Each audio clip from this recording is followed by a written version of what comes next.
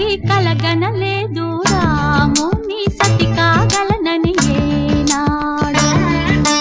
రాముడు అనుకోలేదు జానకి పతి కాగలనని ఆనాడు.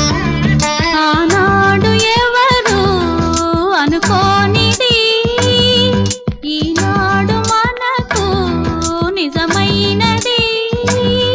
ఆ రామాయణం మన జీవన పారాయణం. రాముడు అనుకోలేదు జానకి పతి కాగలనని ఆనాడు.